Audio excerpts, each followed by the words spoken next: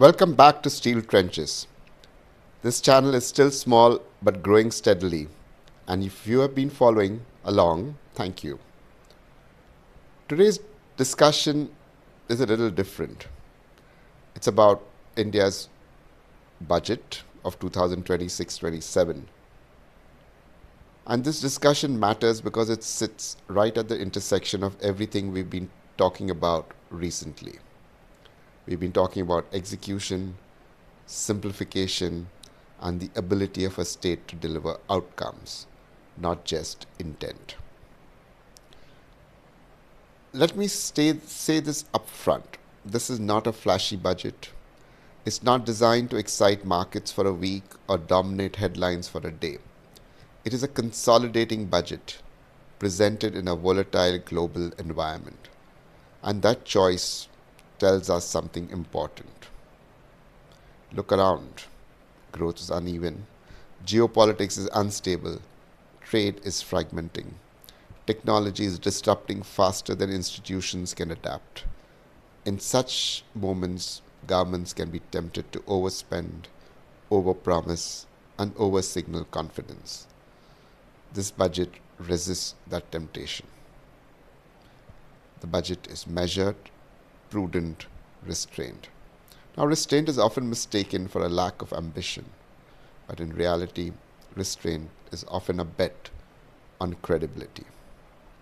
One of the most important and least dramatic signals in this budget is its continued emphasis on simplification, especially in taxation and compliance. Businesses don't fear taxes as much as they fear uncertainty. Frequent rule changes, interpretational ambiguity, compliance that depends on discretion rather than clarity. The budget builds on recent moves towards a more stable tax framework, not with giveaways, but with continuity. That matters far more than most people realize. This is where the comparison with China becomes relevant, not politically, but structurally. China's rise was not built on annual speeches. It was built on rules that stayed in place long enough for firms to plan, invest, and scale. Once the direction was set, ambiguity was reduced, sometimes brutally. India's system is different.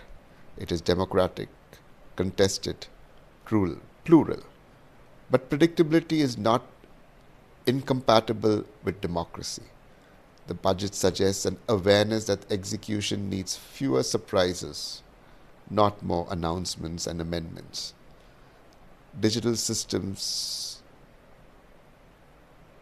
and usability we look at. Simplification is not just about rewriting laws, it's about whether systems actually work for people.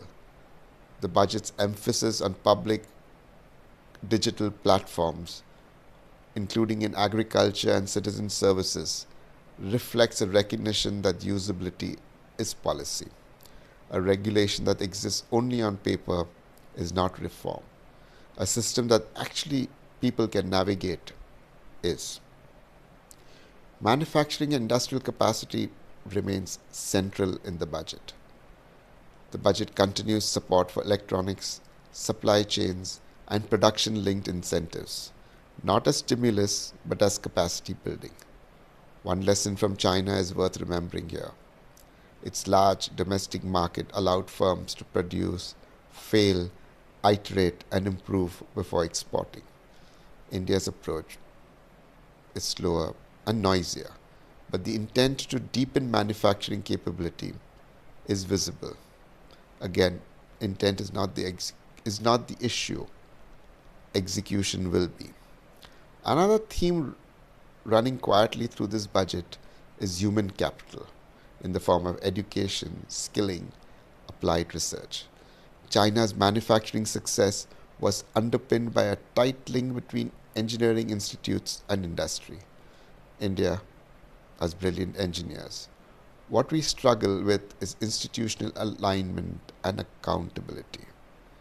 The budget gestures in the right direction. Delivery will decide whether it matters. Let me be clear, this is not a populist budget.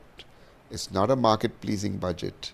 It's not designed for social media applause. It is a consolidating budget. And the world we live in today, consolidation may be the most responsible choice. Budgets do not transform economies. Systems do. Institutions do. Execution does. Whether budget 2026-27 becomes a turning point or just another footnote will depend on what happens after today in ministries, states, regulators, and on the ground. This is where the real test begins.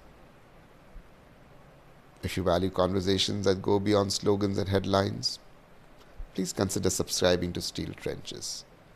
We'll keep asking uncomfortable questions, move on to interviews with people in the industry. We'll talk calmly and with evidence. Thank you so much for listening.